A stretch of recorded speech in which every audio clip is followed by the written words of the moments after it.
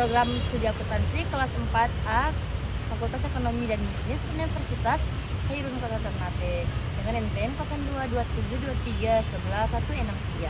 Saat ini saya sedang berada di tempat yaitu tempat wisata itu Taman Benteng Orange, dan video kali ini untuk memenuhi tugas dari mata kuliah metode penelitian yang diampu oleh dosen saya yaitu Bapak Dr. Suwito SEMSI AK dengan judul materi tentang teknik analisis data metode etnografi. Sebelum saya menjelaskan, saya meminta kepada teman-teman untuk membantu like, komen, dan share video ini ya. Untuk mari kita masuk ke penjelasannya, yaitu dengan berbicara mengenai teknik analisis data etnografi. Sekilas kedengarannya aslinya apakah teknik analisis data itu? Banyak orang yang belum familiar tentang teknik analisis data etnografi ini.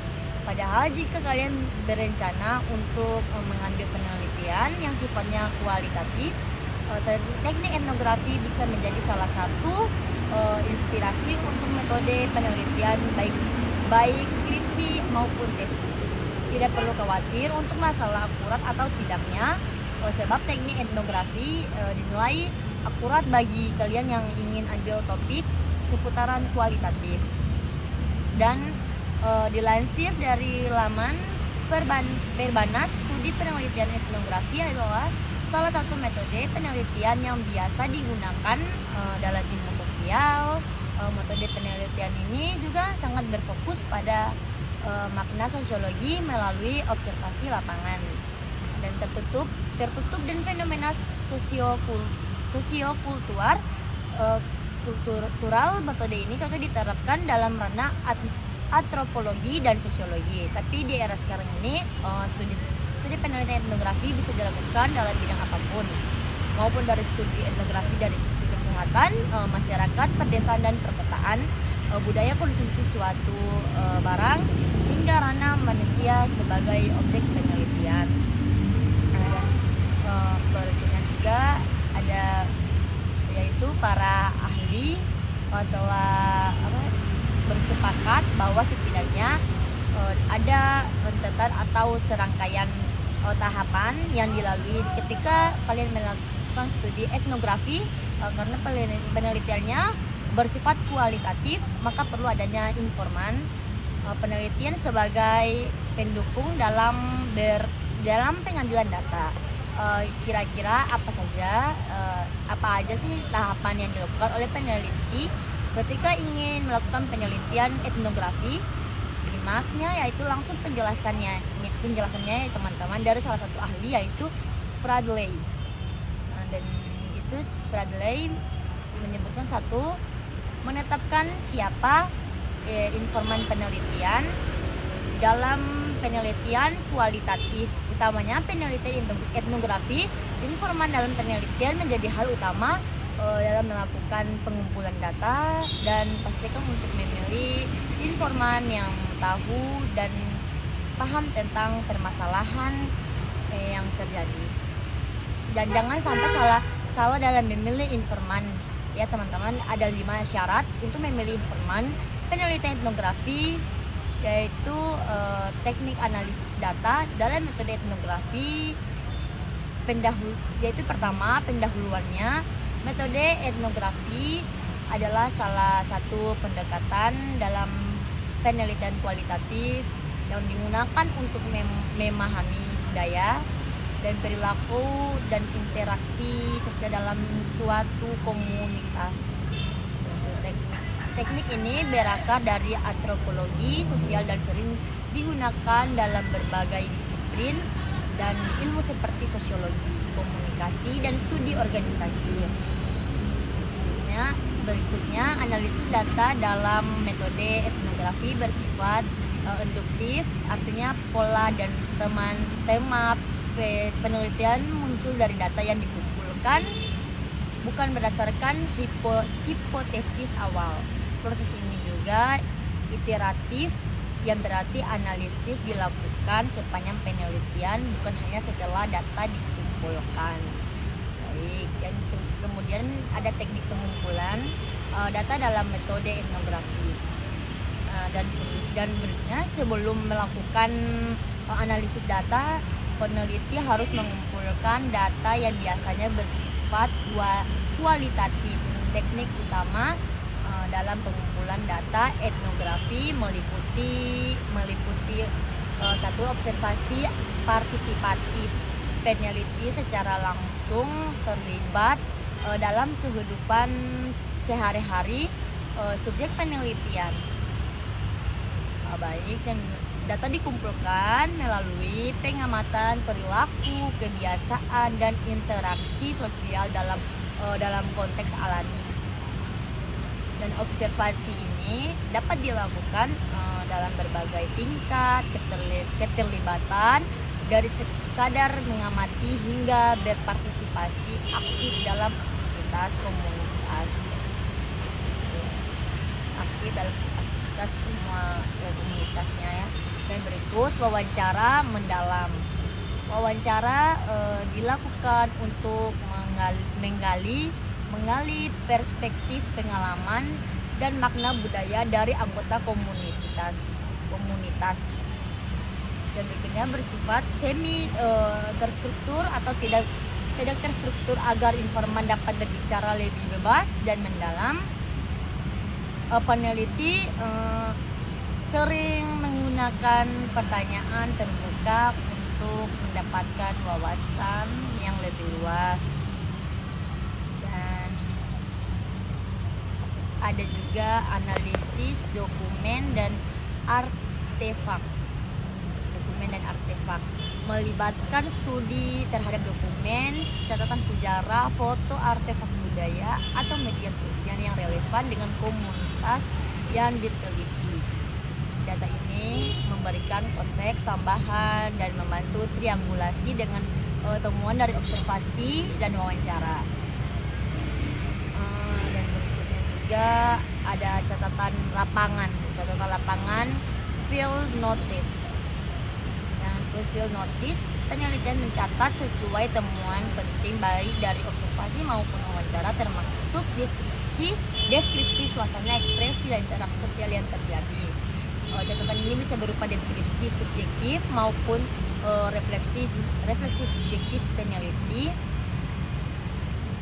Dan setelah data terkumpul, langkah berikutnya adalah menganalisisnya. Kita menganalisisnya untuk menemukan pola, makna, dan hubungan antar konsep dalam kehidupan sosial komunitas tersebut. Dan juga adanya teknik analisis data dalam metode etnografi. Analisis data dalam penelitian etnografi tidak mengikuti pola linear, tetapi lebih bersifat siklus dan fleksibel. Proses analisis ini terdiri dari beberapa tahap, yaitu reduction. Pada tahap ini peneliti mulai memilah dan menyortir data yang relevan dari hasil observasi, wawancara, dan dokumen. Seleksi data yang dianggap tidak relevan atau tidak mendukung pemahaman tentang budaya komunitas dapat dihilangkan. Dan ada berikutnya yaitu pengorganisasian data. Data dikelompokkan berdasarkan kategori awal yang muncul dari hasil penelitian. Menyederhanakan data yang masih mentah dikondensasi ke dalam bentuk yang lebih ringkas tanpa kehilangan maknanya. Dan ada contohnya juga, jika penelitian dilakukan di sebuah komunitas petani, maka data dapat dikategorikan berdasarkan aspek seperti ritual pertanian, hubungan sosial antar petani, dan sistem ekonomi berbasis pertanian. Dan berikutnya ada coding dan kategorisasi. Coding adalah proses menandai atau memberi label pada unit-unit data yang memiliki kesamaan makna.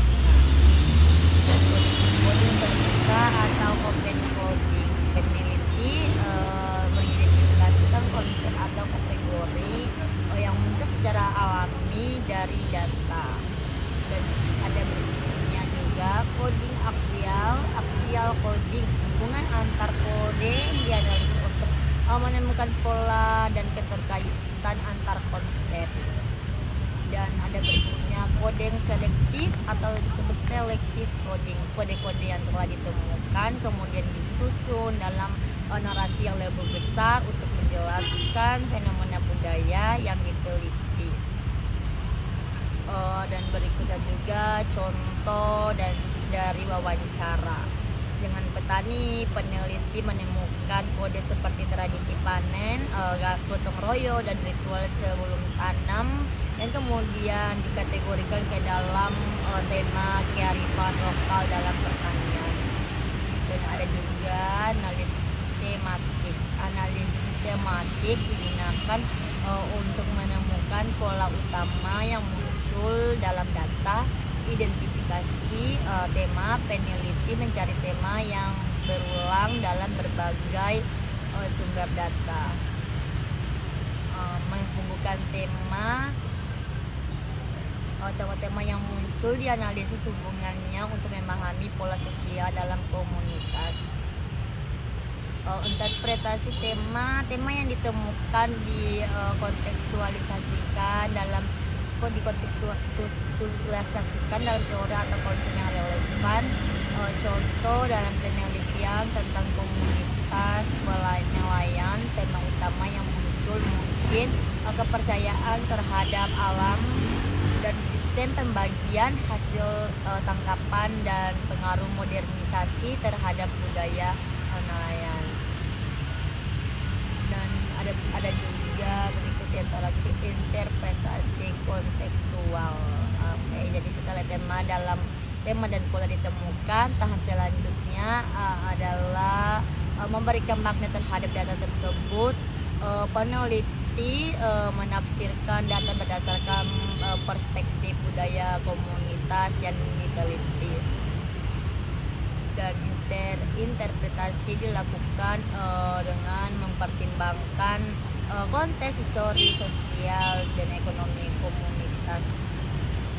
Perbandingan dengan studi sebelumnya atau teori yang relevan dapat digunakan untuk memperkuat analisis. Contohnya ya, jika ditemukan bahwa masyarakat nelayan masih menjalankan ritual tertentu sebelum melaut, interpretasi bisa dilakukan dengan melihat bagaimana ritual tersebut terkait dengan kepercayaan animisme atau sejarah komunitas tersebut. Dan ada juga penyusunan narasi etnografi. Hasil analisis kemudian dituangkan dalam bentuk laporan atau narasi etnografi yang kaya dengan narasi deskripsi memaparkan kehidupan sehari-hari komunitas yang diteliti secara detail. Penggunaan kutipan dari wawancara yang digunakan untuk mendukung interpretasi peneliti. Refleksi peneliti dalam beberapa kasus, refleksi pribadi peneliti terhadap pengalaman di lapangan juga dimasukkan untuk memberikan sudut pandang tambahan. Contoh dalam peneliti tentang komunitas adat, narasi bisa berisi gambaran dan mendetail tentang upacara adat, nilai-nilai sosial, dan hubungan kekuasaan dalam komunitas. Ada juga yaitu terakhir validitas dan triangulasi dalam analisis data etnografi. Agar hasil analisis lebih kredibel, peneliti etnografi menggunakan beberapa teknik validasi data. Dan data yang berikut yang digunakan yaitu yang menggunakan triangulasi sumber-sumber membandingkan data dari berbagai sumber wawancara, observasi, dan dokumen. Dan berikut triangulasi metode menggunakan berbagai metode pengumpulan data untuk memastikan konsistensi temuan. Yang ada juga member check, meminta umpan balik dari partisipan untuk memastikan interpretasi peneliti sesuai dengan pengalaman mereka. Dan ada juga audit trial, mendokumentasikan setiap tahap analisis untuk meningkatkan transparansi penelitian. Dan ada juga yang terakhir yaitu kesimpulannya ya teman-teman. Kesimpulannya teknik analisis data dalam metode etnografi berfokus pada pemahaman yang mendalam terhadap makna sosial dan budaya dalam suatu komunitas.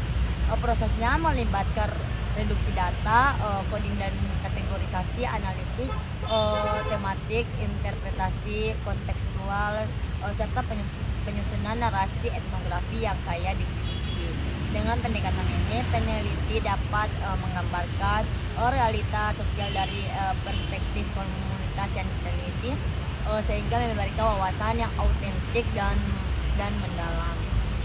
Ya, baik itu saja mungkin teman-teman yang dapat saya sampaikan. Semoga dari penjelasan yang sudah saya paparkan dapat dipahami oleh teman-teman. Untuk kurang dan lebihnya saya mohon maaf. Akhir kata dari saya ucapkan wabillahi taufiq wal hidayah. Wassalamualaikum warahmatullahi wabarakatuh.